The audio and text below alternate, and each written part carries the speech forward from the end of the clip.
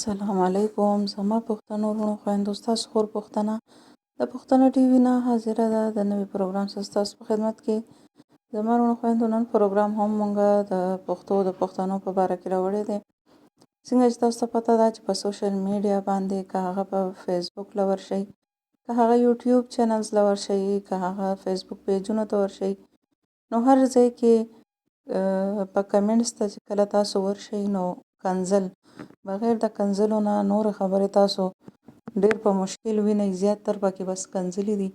او دا زموږ پښتانه وروڼه چې کوم دي ټول یو بل سره انښتي دي په کنځلو باندې.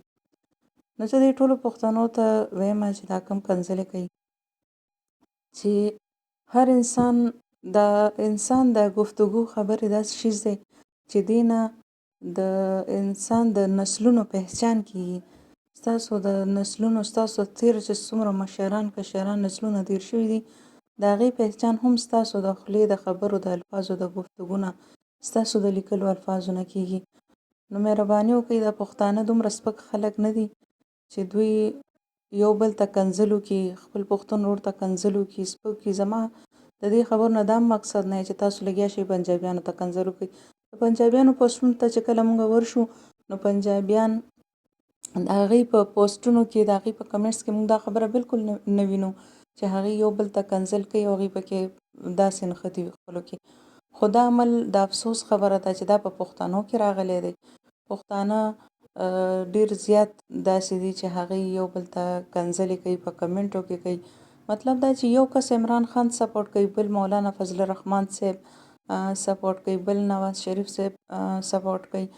چې د عمران خان کوي او نواز شریف یا مولانا نه مني نو هغه ته کنځلې وکړي په هغه پوسټ باندې، او چې کله هغې دوی نه سپورټ کوي او دوی د عمران خان پوسټ واچي نو هغې دوی ته کنځل وکړي. چې ستاسو څوک خوښ دي او کوم وزیر اعظم جوړول غواړئ چې کله د ووټ وخت راشي نو هغه ته ووټ ورکړئ، هغه سره منډه تړه ووهئ، د هغه پوسټ بالکل اپلوډ کړئ، په نره ورسره ودرېږئ. زه دا نه وایم چې تاسو دې پرېږدئ د سره شئ، خو زما دلته مقصد ټول د دې کنځلو په باره کې دی چې دا کنځل کم تاسو کوئ. آیا دا تاسو ټیک کوئ؟ پښتنو کې پښتون سړی به څنګه کنځل کوي؟ زه تاسو ته د پښتنو په باره کې څه خبرې کوم. کله چې زه ورکوټې ماشومه ومه هغه ټایم کې زه ماشومه ومه او زه دونه زما پوهه او شعور نه و. زه راغلمه او زما نیکه کټ کې ناست و، زه خپل نیکه سره خپل بابا سره په کټ کې ناستم. مخامخ کټ کې زما والد صاحب ناست و، هغه ماته په غوسې سره وکتل او راته یې ویل دې خوا راشه. نو زه ویرېدم، ما زما والد صاحب ماته په غوسې سره وکتل، زما داجي ما نه په څه خبره خفه دی، ما څه کړي دي. ما سره ډېر غم شو. زه چې کله خپل داجي له ورغلمه ما ورته چې داجي ما څه کړي، زه خو صرف بابا سره کېناستم. هغه لاس نه ونیومه او راته یې ویل چې بچی دا خبره یاد ساته، ته چې اوس راغلې په منډه نو ته د بابا د کټ سر ته کېناستې، تا له پکار و چې ته بابا کټ لنګې ته ناستوې. پښتانه چې کم کشران نو هغوی د خپلو مشرانو سره سر سایډ ته نه کیني، د کټ لنګې سایډ ته کیني. دا هم نه چې دا په دې باندې څه ظلم زیاتی کېږي. د پښتون په سترګو کې بې انتها حیا وي او هغوی داسې وګڼه چې پښتون جوړ شوی د حیا عزت په نوم باندې دی، حیا عزت دپاره دی. نو چیرې هم د مشر چې کټ کې ناست نو سر ته یې مه کېنه، لنګې ته یې کېنه. او یاد ساته چې د مشرانو عزت کم پښتون کوي، کم بچی کوي، نو هغې نه د هغه د تیرو د را روانو نسلونو اندازه کېږي. او که هغه سپک کار کوي نو هغې نه هم دا معلومیږي چې د تیر شوي مشران هم سپک و، را روان نسل به هم دغسې. نو بچی دې خبرې خیال ساته چې مشر په کټ ناست نو په سر ته نه د هغه لنګې ته کېنه. دویم چې کله مشر سره خبرې کوې نو سترګې ټیټې ساته. دریم چې کله مشر سره خبرې کوې نو خپله لهجه خپل اواز ورو ساته، ښکته ساته. او دا ټول د حیا عزت په وجه، نه کې دې دپاره چې ګینې مونږ چاته کې یا دا ظلم دی یا به دا مشر ماته څه وایي. هېڅ به درته نه وایي، بابا دی ګرانه پې خو عزت پې کې. او دا عزت د هر یو مشر دپاره دی. هغه ورځ شوه او نن ورځ شوه، زه د مشرانو شکر د عزت کوم. الحمدلله زموږ چې کوم مشر ناست دي تر اوسه پورې زه چیرې په کټ کښېنم د هغې لنګې ته کښېنم، سر سایډ ته نه کښېنم. د دې خبرو ډېر خیال ساتم. نو تاسو خپلو ماشومانو ته خپلو اولادو ته دا وښایي چې پښتون چې دی دا خلک اکثر وایي چې تاسو قوم پرسته یئ. کوم خلک چې وایي چې تاسو پښتانه خپلو کې ورورولي کوي، د یو بل خیال ساتئ، پښتانه یو بل ته کنځل مه کوئ، نو دا تاسو پښتانه سله کوئ. پنجابیان هم زموږ وروڼه دي، بېشکه پنجابیان زموږ وروڼه دي. معافي غواړم زما مرۍ خرابه ده، نو نن مې اواز کې لږ مسله ده. نو زه بېشکه دا خبره صحیح ده چې پښتانه چې کوم دي موږ دې دپاره نه وایو چې ګینه بس موږ وایو چې پښتانه، موږ دې د په وجه وایو چې پښتانه یو بل ته کنځل مه کوئ، یو بل سره مینه محبت ساتئ. چونکې پنجابیان چې دي که هغوی یو بل ته په کنځل سره همداسې اواز وکړي، هغوی په کټ او په لنګه په دې خبره نه دي چې مشر ناست دی نو زه به سر ته نه کښېنم، لنګې ته به کښېنوي، په دې خبرو نه پوهېږي چې کوم حیا عزت ته خلک وایي پښتو درکې شته، نو پښتو نوم د حیا عزت دی او دا په نورو قومونو کې نشته، د دې پروا نه ساتي. اوس پنجابیان نو څنګه موږ د پښتو تمه کولی شو چې هغه د ذات کام نه پنجابی دی، هغه نه د پښتو تمه تاسو نشئ کولی.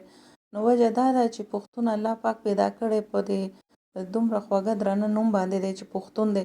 او چې کله هم خبره کوو پښتو پکې شته، نو مطلب دا دی چې حیا عزت غیرت پکې شته. نو دا د پښتون جامه ده، په دې پښتون ښه ښکاري، نه چې ګینې په هغې باندې بدلوي. زما وروڼو خویندو، دا خو شوه د پښتون په باره کې یو څو خبرې چې کله تاسو په کمنټ ته ورشئ او یو بل ته کنځل کوي او غلط الفاظ استعمالوئ، نو ما تاسو ته یادول غوښته چې تاسو څوک یئ، پښتانه څه شی دی، د هغې باره کې ما تاسو ته یو څو خبرې په دې باندې غور ضرور وکئ. دویم خبره ده، بله خبره دا د پښتنو په باره کې، بلکې دا د هر مسلمان په باره کې ده چې کله یو مسلمان هغه په خپل ژوند کې هغه یو کنځل وکړي، الله ته خو پته ده چې کله دی مړ شي نو دی په کوم قبر ته ورځي. نو د مرګ نه بعد چې دی کوم قبر ته ځي، هغه ځای خو د ده لپاره الله مخکې نه مقرر کړی چې دې ځای ته به راځي.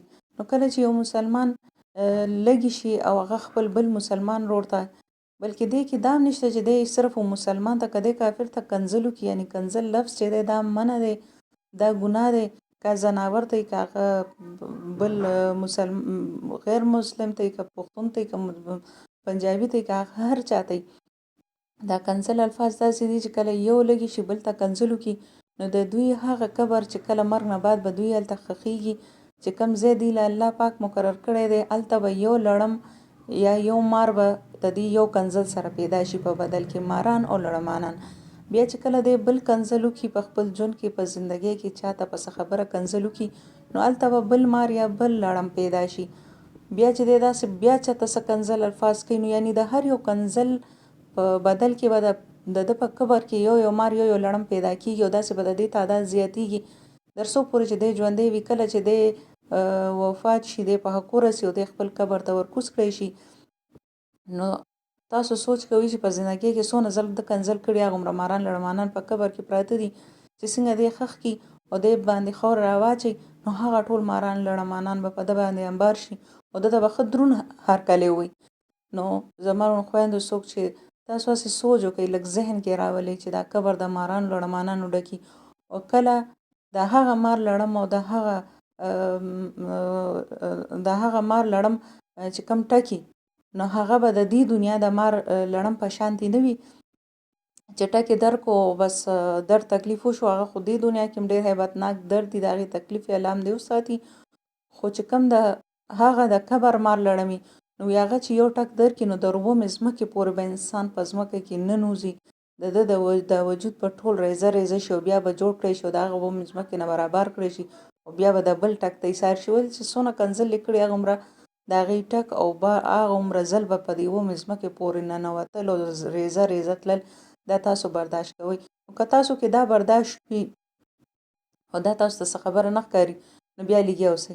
خو که نه تاسو ته دا عذاب غټ ښکاري او واقعي ستاسو زړه کې ډېره معمولي هم د دې خبرې نه څه یېره وي چې واقعي دا ډېر خطرناک عذاب دی، موږ به خپل الله له ورځو او دا معامله خلک چې وایي چې په قبر کې به ماران او لړماناني، نو هغه ماران لړمانان دا دلته دا ذکر نه کوي چې دا څنګه راغلي، قبر کې ماران لړمانان به څنګه وي، په ژوند چې کله کنځل کوي دی په د هغه کنځل نه به هلته قبر کې یو مار لړم جوړېږي او هغه به تاسو ته جمع کېږي.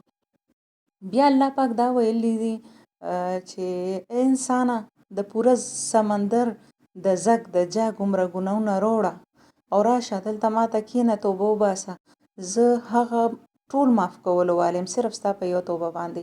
نو که چا په خپله زندګۍ کې په ګپ شپ کې هم کنځل کړي وي، په جانې انجانې ګپ شپ په هره طریقه په کمنټس کې کړي وي، په پوسټ د چا کړي، په غوسه کې کړي، په ښه هوش و حواس کې کړي، د هر قسمه کنځلو نه توبه وباسئ. الله توبه قبلولو والی دی. آینده دپاره دې نه ځان وساتئ. او پښتانه وروڼو ته سپیشل ویم چې ستاسو چې د یو بل خویندې میندې ستایي، نو د پښتنو دا خویندې میندې دونه سپکې نه دي چې دا دې په داسې کنځلو په سپکو کې وستایلی شي یا دې شي. او دا ډېرې درنې دي څنګه چې ستا مور خور ښځه د کور څومره زنانه دي دا د عزت والا دي، نو داسې د هر چا مور خور د هغې کور والا دا ټول د ډېر عزت والا دي. نو د یو بل د عزتونو خیال وساتئ.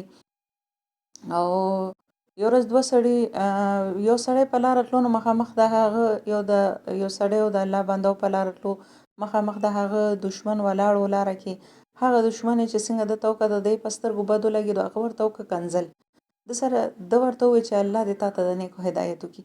د ده خوا کې انسان ده ته وویل چې هغه درته کنځل وکړو او تاسو ورته داسې وویل، خو تاسو هم ورته وکړي وو کنځل، ولې تاسو ترې نه یېرېږئ؟ خو نه، د هغه نه ښه ده ورته وویلې چې هغه سره چې څه موجود و هغه مال هغه راکړه، چې څه د هغه د انسان چې څه اوقات یاد ساته او هغه سره څه وي هغه بل بنده له همغه ورکړئ.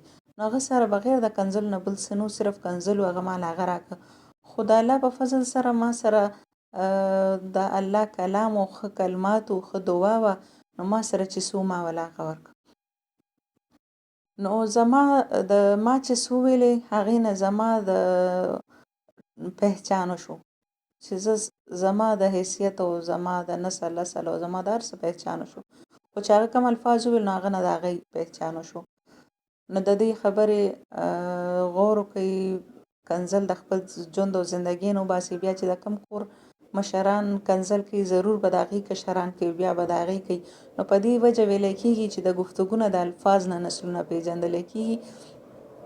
نو ورونو خویندو د دې چې کوم دا بد شی خو دی، خو چې کوم په الله ته هم دا صحیح نه ښکاري او الله پاک چې کوم عذاب د دې کنځلو په بدل کې درکولو والا دی. ما دې باره کې هم تاسو ته ویلې او توبه وباسئ، استغفار وکړئ، دا کنځل سپک کارونه پرېږدئ. او پښتون جوړ شوی، یعنی پښتون نوم چې دی دا ډېر دروند، ډېر خوږ او د حیا عزت والا نوم دی، د غیرت نوم دی. نو یو پښتون چې هغه دونه هم خیال ساتي چې هر څو پورې زما مشر ولاړ دی دی نه یې ناست نو زه به نه کښېنم. یو پښتون چې دا خیال ساتي چې زما مشر په دې کټ کښېناستو نو زه به یې لنګې ته کښېنم، سر ته نه کښېنم، بې ادبۍ کې رانه شي. چې یو پښتون دونه خیال ساتي چې زما د مشر سره زه خبره کومه سترګې نشي خپلې اوچتولی ورته. او چې یو پښتون دونه هم پروا ساتي چې هغه خبرې کوي نو خپل اواز ښکته ساتي چې په دې مشر یعنی په بې ادبۍ کې رانه شي. نو دومره غیرتیان، دومره پښتانه خلک افسوس افسوس افسوس چې نن سبا لګیا شوي دي او په معمولي غوندې پوسټونو او خبرو باندې یو بل ته کنځلې کوي او دا قسمه کمنټ ورکوي. نو دا ډېره افسوس خبره ده. نو دې خبرو ته سوچ ضرور کوي زما وروڼو خویندو. دا د چا چې عمران خان خوښ دی، ګران دی، بلکل یې سپورټ کوي. چا چې مولانا فضل الرحمن ورته ګران دی، خوښ دی، نو د هغه حق دی چې هغه سپورټ کړي. نو د څوک په یو طرف ته ځي، څوک په بل طرف ته ځي. نو دا نه وایم چې دا کس ټیک نه دی، څوک سپورټ کوي بلکل ښه په مینه محبت سره یې سپورټ کوي. خو دا ده چې یو بل ته کنځلې مه کوئ چې ها زما مولانا فضل الرحمن صاحب خوښ دی، ستا ولې نه خوښ، یا زما عمران خان خوښ دی ستا ولې نه دی خوښ، یا تا د پوسټ ولې واچولو او بیا یو بل ته کنځل شروع کوي. یاد ساتئ په دنیا کې ډېر باچاهان راغه او لاړه او دغسې راځي به او ځي به، خو دا پښتون نوم چې دی دا د پخوا نه را روان دی او دا به همیشه دپاره وي. خو دا نوم شرموئ مه، مهرباني وکړئ، دا پښتو همیشه دپاره قایم وساتئ. او دې څه ستاسو خور پښتنه غواړي تاسو نه اجازت په دې دعا سره چې الله زموږ مسلمانان او زموږ پښتانه وروڼه خویندې د دنیا په هر ملک کې، هر ځای کې، هر کور کې پراته دي، ته حفاظت وکړې او ته په خپل امن کې وساتې د غیر مذهب او د شر د فساد نه محفوظ وساتې په لوی الله م سپارم د الله په امان